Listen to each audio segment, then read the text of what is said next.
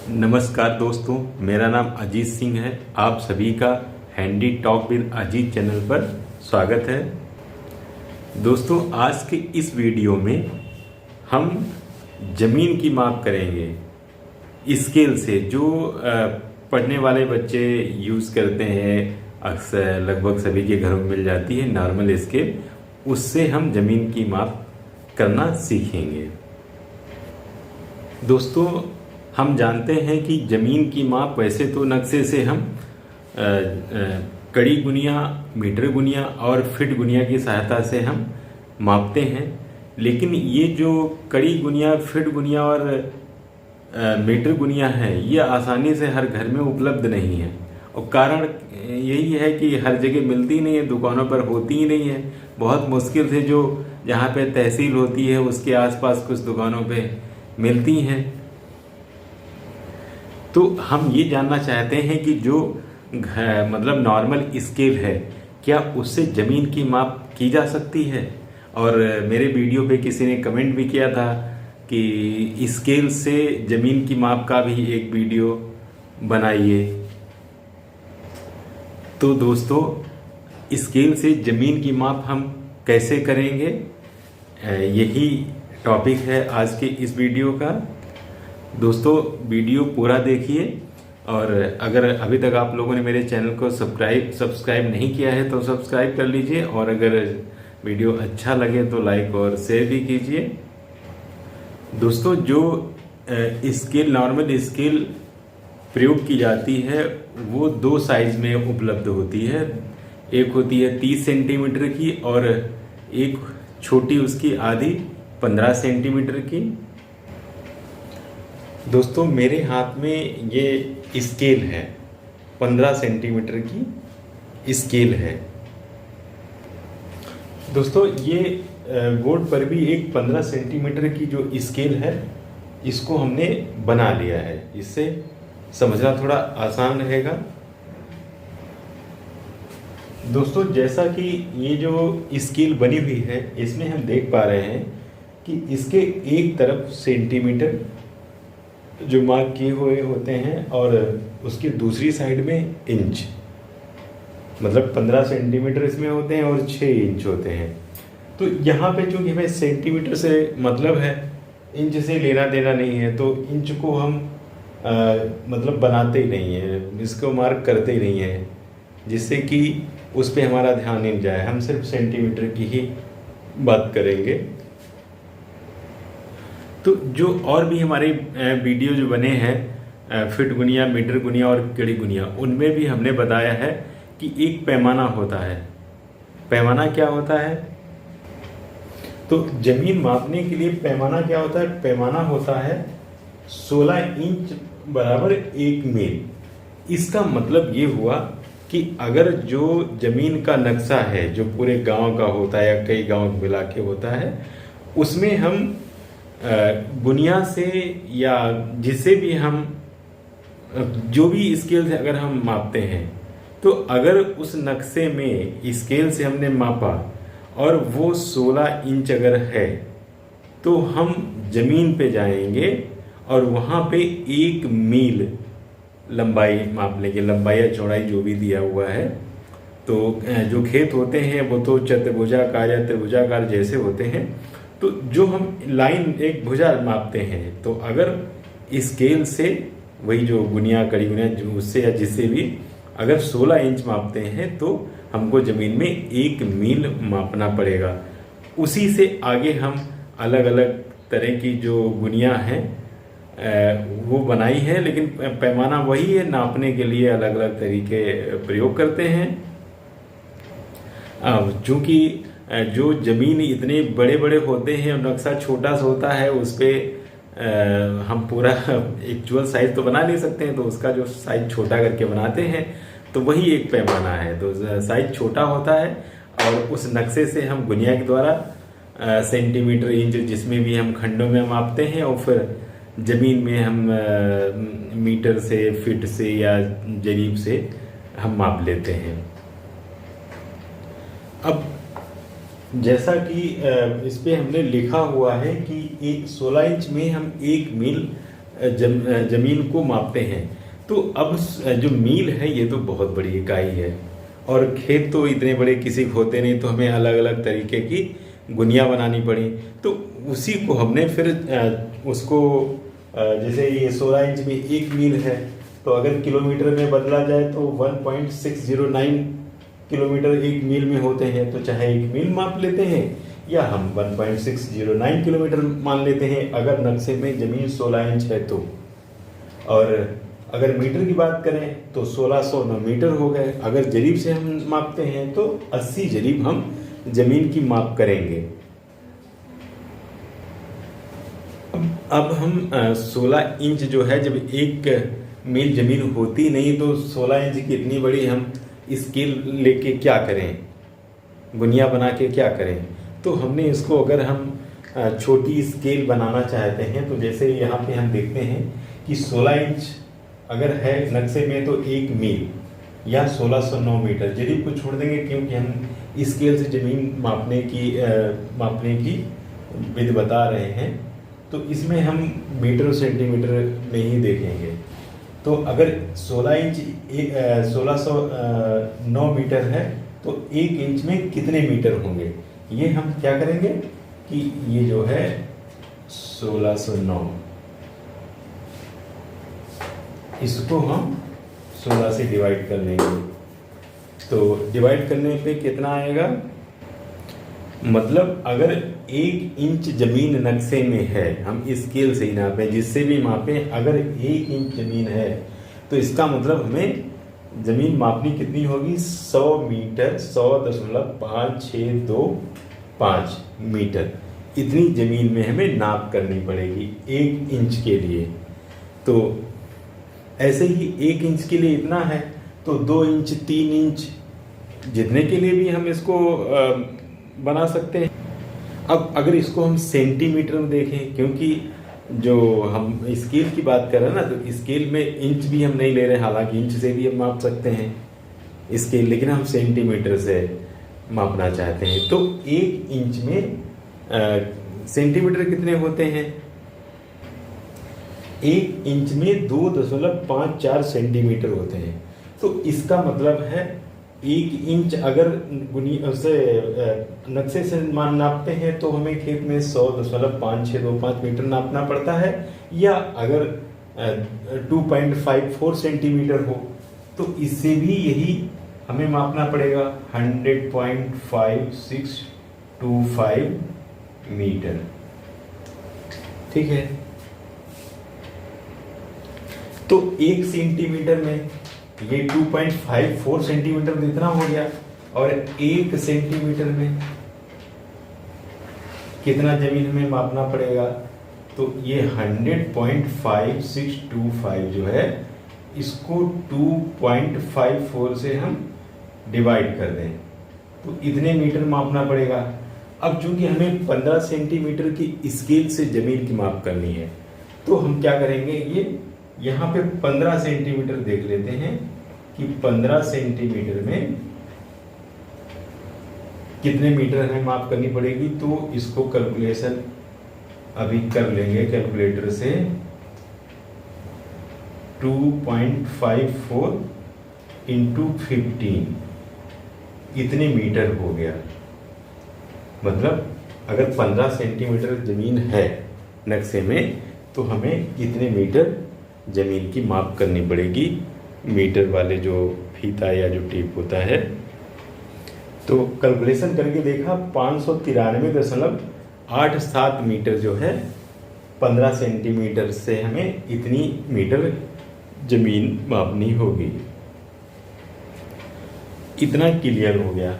अब क्या करते हैं कि जो जमीन होती है, अब सब 15 सेंटीमीटर तो निकलेगा नहीं, सबका खेत कम हो सकता है, ज़्यादा हो सकता है। हालांकि 15 सेंटीमीटर में 593 मीटर होते हैं, बहुत लोगों के होते हैं इतना, तो 15 सेंटीमीटर भी लाइन उसकी नक्शे में मिलेगी, जिससे कि हम 593.87 मीटर हम माप करेंगे। लेकिन हम बात चूँकि यहाँ सभी खेत की कर रहे हैं, तो अगर खेत छोटे हैं, बहुत छोटे हैं, तो इसीलिए गुनिया में भी वही है, स्केल में भी वही है। और ये हमें पता है कि जो स्केल है 15 सेंटीमीटर की, तो 1 सेंटीमीटर में इसमें छोटे छोटे जो खंड खाने जो होते हैं वो मिलीमीटर के होते हैं। तो 1 सेंटीमीटर में कितने मिलीमीटर वाले वो खंड होंगे? 10 होंगे। 15 सेंटीमीटर में कितने हो गए? 150। तो 150 खंड हैं और वो एकदम मतलब वो मिलीमीटर ही है। मिलीमीटर भी 150 ही है, क्योंकि 1 सेंटीमीटर में 10 मिलीमीटर होंगे। तो अगर 150 खंड कहो या 15 सेंटीमीटर कहो, बात एक ही है कि 15 सेंटीमीटर अगर नक्शे से नापते हैं तो इतना नापना है, या 150 खंड।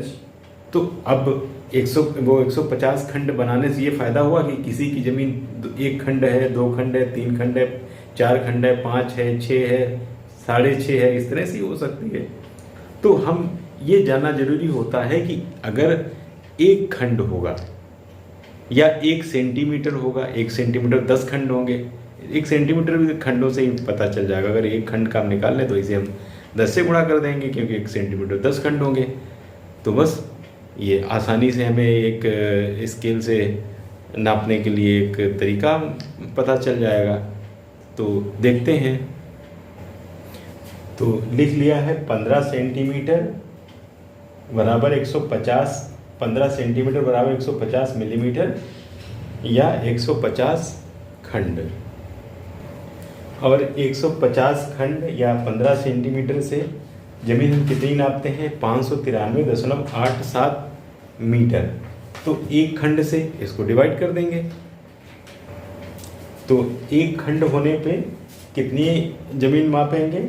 ये कैलकुलेशन कर लिया, 150 से डिवाइड कर दिया, 3.959 मीटर। यानी कि अगर नक्शे में हमने स्केल से 1 खंड के बराबर ज़मीन मापी, तो खेत में हम फीते से 3.959 मीटर ज़मीन मापेंगे। और ये 5 के बाद 9 है, तो इसको 3.96 लिख सकते हैं। इसको हमने ये 9 है तो इसको 5 का 6 कर लिया, 3.96 मीटर माप करेंगे अगर 1 खंड है तो। ये होता है एग्जैक्ट। और जो मीटर गुनिया बताई थी उसमें भी यही है, बिल्कुल यही है। 1 खंड में 3.96 मीटर मापना पड़ता है। लेकिन अगर कभी लेखपाल आपके यहाँ आते हैं तो बताते हैं कि अगर उनसे पूछो कि भाई हमारे पास स्केल मीटर वाली है और इसमें 1 खंड में हमें कितना ज़मीन मापना पड़ेगा, तो वो 4 कहते हैं। क्योंकि जो 3.96 मीटर या 3 मीटर 96 सेंटीमीटर है, ये पॉइंट बनेगा। जब नापना ज़्यादा होता है, कई खंड होते हैं, तो कैलकुलेशन बहुत मुश्किल हो जाता है। और अंतर केवल 0.04 सेंटीमीटर का है। और ज़मीन में ये जो 0.04 सेंटीमीटर का अंतर है, ये अक्सर आ ही जाएगा। ये मतलब चाहे लेखपाल मापे तो उसमें फीता टेढ़ा हो गया, इधर एकदम स्ट्रेट नहीं गया, कई कारणों से इतना अंतर हो जाता है। और इतना कोई उसमें खेत में मायने ही नहीं रखता है कि 0.04 सेंटीमीटर, एक तो सेंटीमीटर इतना छोटा होता है और दूसरे 0.04 सेंटीमीटर। तो हम सीधा उसको इसीलिए बना लिया। जो मीटर गुनिया है उसमें भी यही किया गया है। तो सीधे अगर 1 खंड है तो इसको हमने यहाँ पे 4 मीटर मान लिया कि अगर 1 खंड जमीन है नक्शे में स्केल से मापने पे, तो हमें 4 मीटर हम माप लेते हैं। अब इससे क्या हुआ कि अगर 2 है खंड तो 4 दूनी 8, 2.5 है तो 4 दूनी 8 और 2 10। ऐसे भी तो है भाई, बीच में भी तो जमीन हो सकती है 2 और 3 के बीच में। तो अगर 10 खंड यानी 1 सेंटीमीटर जमीन है, अगर हमने नक्शे में 1 सेंटीमीटर जमीन देखी तो हम क्या करेंगे, 10 खंड हो जाएंगे 1 सेंटीमीटर में, तो 10 गुणे 4 40 मीटर। 40 मीटर जमीन हम माप कर लेंगे। और मीटर गुनिया में यही होता है, बिल्कुल उसमें उसका ही है। ये 1 खंड में 4 मीटर हम जमीन मापते हैं। अब हमारे हाथ में एक नक्शा है, तो अब इस नक्शे से हम स्केल से ज़मीन को माप करके दिखाएंगे। एक हम ऐसा एग्जाम्पल लेंगे जो रेक्टेंगुलर मतलब आयताकार हो, क्योंकि आयताकार जो ज़मीन का क्षेत्रफल निकालेंगे, ज़मीन की माप में क्षेत्रफल निकाला जाता है, तो लंबाई और गुणे चौड़ाई मल्टीप्लाई कर देते हैं। तो हम उस कैलकुलेशन में ज़्यादा नहीं जाएंगे, हम केवल यहाँ पे उसी फोकस करेंगे कि स्केल से ज़मीन की माप हम कैसे करते हैं। अब ये नक्शे में अगर हम देखें तो सपोज ये वाला खेत ले रहे हैं, तो इसमें इस तरह से सीधे सीधे आपको ये जो एक लाइन है इसको देख लेना, ये यहाँ पे हो रही है 2 सेंटीमीटर इधर की। अब उसके सामने वाली चेक कर लेना, क्योंकि अगर आयताकार है तो दोनों भुजाएं बराबर होनी चाहिए। ये भी 2 है, और इसकी जो चौड़ाई है इधर से ये है इसमें 14 खंड हैं। 2 का मतलब 20 खंड थे, इसमें 14 है, इधर भी 14 खंड हैं। साफ क्लियर नहीं नज़र आ रहा होगा।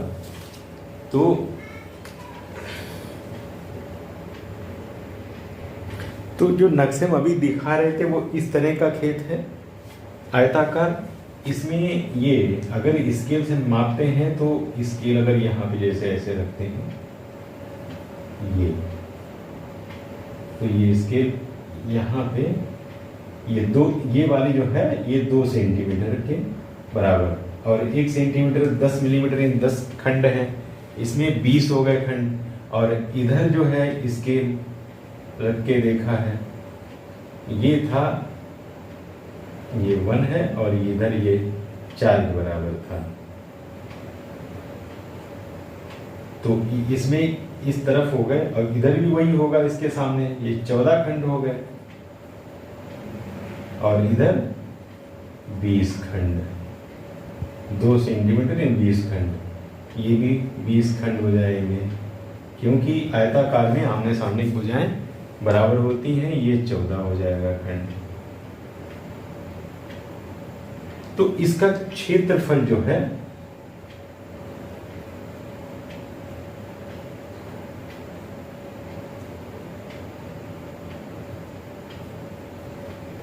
फार्मूला क्या होता है, लंबाई गुणे चौड़ाई। लंबाई यहाँ पे कितनी है, 20 खंड है, और एक खंड में 4 मीटर होते हैं, 4 मीटर नाप करते हैं। और चौड़ाई जो है इसमें है 14, ये 4 हो जाएंगे। तो इसका हम मल्टीप्लाई करके कितना मिलेगा, तो इसको जब हम गुणा करेंगे तो ये हो जाएगा 4480 वर्ग मीटर, यानी इस आयताकार खेत का क्षेत्रफल हो गया 4480 वर्ग मीटर। अब दोस्तों एक और बात इसमें चर्चा करने वाली है कि जब घर में जो स्केल है उससे हम ज़मीन माप सकते हैं, कोई दो राय नहीं, तो फिर गुनिया की ज़रूरत क्यों है। सब लेखपाल के पास जो गुनिया होती है उसी से ये माप क्यों कराते हैं, सब लोग स्केल से ही क्यों नहीं माप लेते हैं। तो उसका अंतर ये है कि जैसे जो ज़मीन के लिए मतलब एक बड़ा काम, ज़मीन मापना खरीदना बेचना बड़ा काम है, तो उस बड़े काम के लिए थोड़ा जो स्केल जो गुनिया भी वो भी स्केल है वो थोड़ी क्वालिटी की होनी चाहिए। इसका मतलब वो जो बनाई जाती है थोड़ी महंगी भी मिलती है, वो बनाई जाती है उस मापने के लिए, तो उसमें जो खंड हैं बराबर होंगे और बढ़िया थोड़ी मजबूत होगी, साफ साफ सब उसमें खंड बने होंगे, तो मतलब उससे जो माप होगी ज़्यादा शुद्ध होगी। तो इसलिए गुनिया का यूज़ करते हैं। और किसी ने पूछा कि क्या माप सकते हैं, तो उसके बारे में मैंने बताया कि हाँ स्केल से माप सकते हैं। स्केल जो है ये बिल्कुल मीटर गुनिया की तरह ही है, माप सकते हैं। लेकिन चूंकि ये सस्ती है, बच्चों के लिए पढ़ने के लिए फैक्ट्री बना दी, तो उसमें थोड़ा एरर हो सकता है कि जो खंड है थोड़ा कम ज़्यादा इधर उधर बने हों, तो हो सकता है उतनी शुद्ध माप ना आए हैं, लेकिन माप सकते हैं। और ज़्यादा मुझे नहीं लगता अंतर भी आने की ज़रूरत है। वैसे भी अगर अपना हम एक लगभग खेत जानना चाहते हैं कि कितना ज़मीन है, क्षेत्रफल कितना है, हमारा कम तो नहीं, कोई दूसरा तो नहीं कब्जा किए है, तो हम बिल्कुल स्केल से माप सकते हैं। लेकिन जहाँ पे ज़्यादा शुद्धता की ज़रूरत हो वहाँ पर आप जो गुनिया है, जो ज़मीन मापने के लिए होती, फीट गुनिया, मीटर गुनिया या जो कड़ी गुनिया है, उसका यूज़ करें तो ज़्यादा बेहतर है। तो दोस्तों ये था वीडियो कि स्केल से हम ज़मीन की माप कैसे कर सकते हैं। तो आप लोगों को उम्मीद है पूरा समझ में आ गया होगा। अगर वीडियो अच्छा लगे तो लाइक और शेयर ज़रूर करिए और चैनल को भी सब्सक्राइब कर लीजिए। वीडियो देखने के लिए धन्यवाद।